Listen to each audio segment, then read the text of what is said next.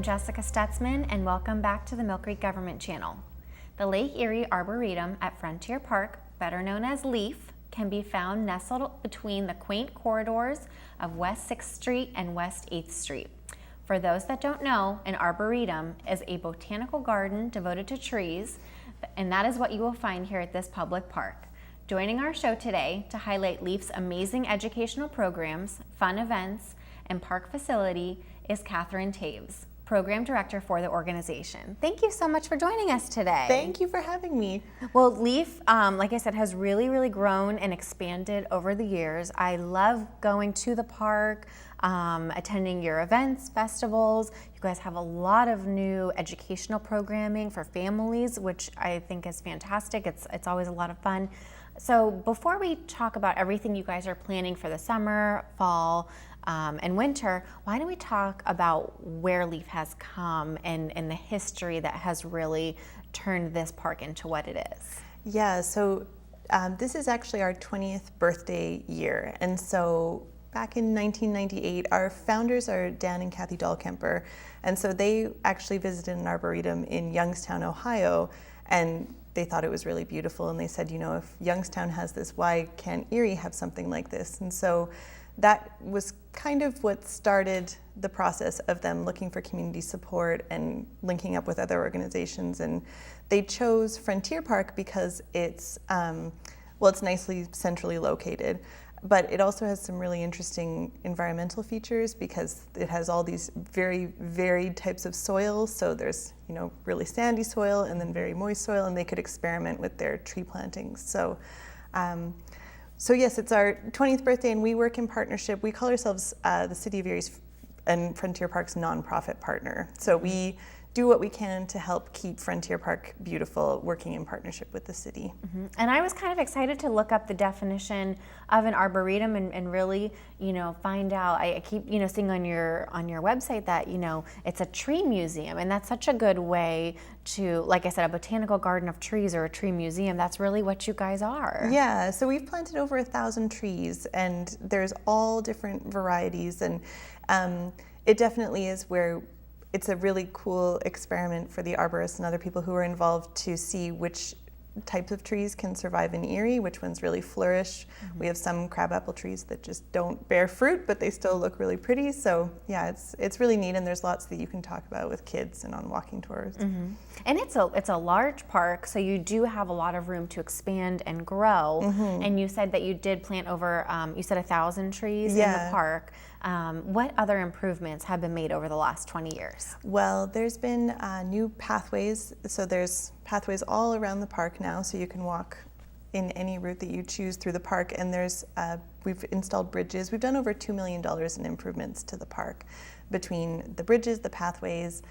We've built a tree gazebo that's a nice place to sit over by our really big mother willow tree. We have the amphitheater where we do our concerts, and there's the Gannon's Shakespeare in the park that they do there. And we also have the LEAF Education Center. That was one of the biggest improvements, which was establishing a classroom space that could also be rented out for community events. And it has a green roof on the top, so that's another really good educational feature that we can explore with kids. Mm-hmm. And you know, everything that you guys do there, like you said, are really focused around being green, you know, your classroom settings and, you know, the educational activities that you hold in the park are green. So that's really exciting for some, you know, for people to know when they come to the park. How big is the Arboretum? It's 33 acres. 33 acres. Yeah. That's why there's 1,000 trees. Yeah, so it's a nice big space, and there's lots of really nice open fields where I'm sure many people have been there to play soccer, and they have, you know, people do running through the park, and it's really actively used when we're in the building. It's really wonderful to see how many people are there each day. Yeah, it really has grown and really taken on a life of its own. I do remember, again, when the classroom was not there, and so, you know, that's a really great new asset, and we'll dive into that in a little bit. How do you maintain a park of that size? Yeah, it's an ongoing process. We're very fortunate that we have some people who volunteer year and have taken an interest and really, taken care of certain parts of the park. We're fortunate now we have a summer groundskeeper who's amazing, and he works with some of the Summer Jams program. Kids have come and worked with him, and you'll see them just, zipping around all day doing pruning and different things. Each year, the Sons of Lake Erie, who have been instrumental in helping to make Frontier Park what it is today, the Sons of Lake Erie organize a cleanup each April. And so that's a really nice volunteer event where we all just get in and clean up Cascade Creek. And then we just kind of do what we can throughout the year. But in the summer, it's definitely when we actively try to maintain and make sure everything's set for the colder months, of which there are many. Yeah, yeah. You guys do partner with a lot of nonprofits. So I know if there's, like I said, an interested nonprofit that's out there that hasn't, made contact with you, I'm sure you'd be welcome to that as well. Oh, we would love that because and especially now that we have the building at things like our festivals that we do, we love having as many different exhibitors as we can at those. And so you mentioned the history, and what does that mean for your mission statement? What does that make that mission statement look like today? So we're really focused on trying to raise awareness about the importance of trees. And so we do that through outdoor experiences and education programs, and then also just by, doing what we can to diversify the landscape in Frontier Park.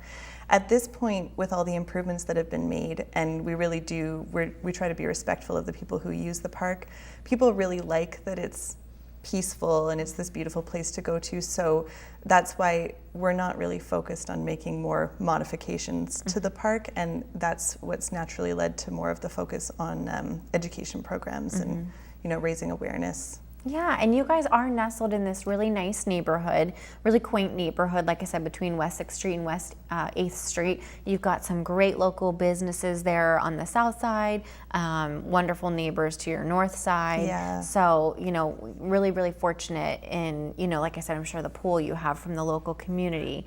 And so, again, the programs that you hold, because the park is located in the city of Erie. The programs that you hold, are they just available to City of Erie residents, or are they available to everybody? Everyone, and that's one of the things that we've been really thrilled to notice is that you might think that it was just people who live right there in the Frontier area, and certainly we're so grateful that the people in the neighborhood utilize the park and utilize the programs, but really it's from all over. We have people who come to our programs because we do keep track of their zip codes and where they're coming, just so we know, so that we can serve the community better. Right. And what do those summer educational opportunities look like? Because we were talking about a few before the show. Yeah. So I don't want to get ahead of myself here, but I'm excited to talk about what you have been planned. Yeah. So in the summer, it's always a really busy time. We do what we call our branching out programs, and those are for 4 to 6-year-olds and then 7 to 12-year-olds. And we do a day that's science and a day that's art each week. And they're all focused around nature. But and that's really fun. I mean, they do things like, building rockets and catapults and different things, but learning about sustainability at the same time. So building things like water rockets and doing those kinds of experiments. And then we introduce them to artists that were inspired by nature and how they can also be inspired in their own artwork. We also do outdoor story time in the summer. That's a fairly new program, our Sunshine Story Time, and that's free and anyone can come. And then we do movies. That's a really popular thing that's been going on for many years now. We do movies in the park in August. And then, of course, our concerts. Right. Those have been a mainstay for us in the summertime. So we do Thursday evening concerts, and then also our Sunday. That's fairly new, is our Summer Sunday series. Okay, so the Thursday concerts you said? Yeah, those are in the evening. Those are in the evenings, and then tell me about the new Sunday ones. So the Sunday ones, we wanted to do, have it be a bit broader, where we have certainly had some really great acoustic acts, and maybe smaller duos have played on those Sundays. But then also we had someone approach us about bringing back an event that had been really popular, but we just hadn't really had the capacity to organize again, which was a Poetry in the Park event, and that was really well received, and we hope that that will continue going forward. And so I'm just moving backwards through your summer events because I want to dig deeper for these details. The movies in the park, what kind of movies do you show? We try to keep them family friendly. So this year, we've shown up many different movies in the past, like lots of Pixar movies, and then in 2018, it's the The Lion King and The Land Before Time. Okay. And that was really nice because for the first time we did a community survey to see what people wanted to see, and by far and away The Lion King was the choice. That was it. So. And so tell me, you know I've driven by and the parking, you know, people can park along the road. Where's the best places to find parking for the movies? For the movies, those are on the 8th Street side of the park, and so there is some street parking there. A lot of people will still park in our 6th Street side parking lot and then walk over. It's a nice excuse to walk through the park. And then we should bring some chairs, blankets. What should the families bring with us? Yeah, for concerts and for movies, we always invite people if they want to bring a picnic or bring, you know, a picnic blanket. We do, for our concerts, we have our stone risers where people can sit, but people still really like to bring chairs or whatever that makes them more comfortable. Yeah, and then you said the story time, which I'm excited to bring my daughter to. Oh, yeah. Tell me more about when those take place and how often. So we, at this point now, we've grown it where we do the sunshine story time that's outside and free to, and open to everyone in the summertime, and one of our wonderful volunteers leads that each summer. And then throughout the year, so that we're offering something for families year-round, we do our Little Leaves program, which is a movement, story, and art program for ages 5 and under. Okay. So we get babies all the way up to preschoolers who come to that. That's exciting. Yeah. Those are some really, really fun events and, like you said, really family-friendly. Yeah. Do you have programs for schools as well? Because I know right now we're talking a lot about families, and so then maybe we have some teachers who are watching the program. Can teachers or schools get involved? Yeah, definitely. Our field trip programs have really gotten active in the past 2 years. We've always had kits that teachers can rent them out, and they have nature activities, and they're all linked to the academic and Common Core standards. But we took those kit programs and we expanded them into something where if there's a school or a community group that wants to visit, we can do a hands-on program where they do a lesson inside and then go out and do nature exploration and then follow-up activities back inside again. And those have been really fun for us to do and really popular. The kids seem to like them. So. Yeah. And so they would just need to contact who to get a field trip scheduled? They would contact me. So any of those education programs, they can contact me through my email or phone. Wonderful. And we will be putting up, your contact information at the bottom of the screen. And we did talk about the concerts and movies, and like you said, they're ever so popular, and you will continue to hold those in the future. Oh yeah, definitely. Yeah, we want to keep the park, the park's lively as it is, but we want to do what we can to keep it a really active family destination. Right. And so just moving on to the fall, what do you think, the park has in store for the next season? So the fall and the spring are our big field trip times. So that's when we'll have more school groups visiting. And then we also continue, some of our programs just go all the time. So the Little Leaves Movement, Story, and Art program, that goes year round. And then we have our new Active Apples family yoga classes that we do year round. And we also, another thing that's been really popular is our adult art classes. So local artists Mary Kay Geary and Joyce Perowitz have been running those. They do a wonderful job. And people really like coming there to create art because it's a beautiful setting and it's nice big open windows even in the middle of winter. So yeah. And how many people do you think are usually in attendance of these classes? Those classes, we try to keep the class sizes small because it's not a huge space what we have there, but they're usually around 18 to 20 people in each class. Oh, great. And they probably fill up quickly, so people should check back all the time to your website. Yeah, and Facebook, we found that a lot of people really like to keep track of events on Facebook, so we make sure that we post everything there as it happens. Yes, perfect. And you also mentioned the yoga class. Like I said, I know my daughter's maybe a little too young just yet for mommy and me yoga, but tell me more about the yoga class. So the Little Leaves Movement program was kind of where that grew out of because, we little ones love to move and be busy. I know I have one of my own. And so, and then yoga was, yoga's naturally tied to nature. All of the poses many of them are inspired by nature and by animals. And so we wanted to build on that and just create something for those kids who like the story time but love the movement even more. And so to make it just this active, fun, but also relaxing thing for kids and families to do together. And tell me this little secret tidbit, who's the instructor? Me. So I done yoga with my own son for a long time, and then I was like, through leading Little Leaves, I don't mind being silly, so I thought that yoga would be a nice thing to get officially certified in. So. And tell me what that looks like, teaching, yoga, and just even, like I said, learning through your certification. What did you learn, and how does that, differ from maybe adult yoga? Oh yeah, it's if you've never been to a kids yoga class, may not immediately look like they're doing yoga, but I find it's really cool to see how a kid might come to a class a few times and look like they're not doing anything, or look like they're not absorbing it and maybe running around, but then as they go a few more times, and they're all paying attention in their own way, and then as they come a few more times, all of a sudden they're doing tree pose and doing all that stuff. And so it's a really neat skill for them to have, because it's a non-competitive athletic activity they can do. Right. And it's also really good to calm down those busy young bodies. Yeah, and I know for adults, because I do yoga, it's very grounding. So I think because children are so busy, it is just a nice way to decompress and maybe just be in the moment, and and like I said, they're moving still, but just to be still and maybe not have those electronic devices in front of you, or even there's so many bright toys, or the toys are noisy, so it's nice to just shut those off and and be in the moment. So I'm sure it's a great bonding experience too. Yeah, and it's really nice for us to see families coming and doing that together. And we do say with all of our programs, we welcome all ages and abilities, and so there's definitely no right way to do a family yoga class. You kind of just have to drop your expectations and have fun. Right. And I called it Mommy and Me, because that's what's going to happen with me and my daughter, but I don't know if I can get my husband to attend, but it's not just for mommies and babies, it's for everybody. Grandparents coming, and so. Good. That's wonderful. I'm really, really excited about that one.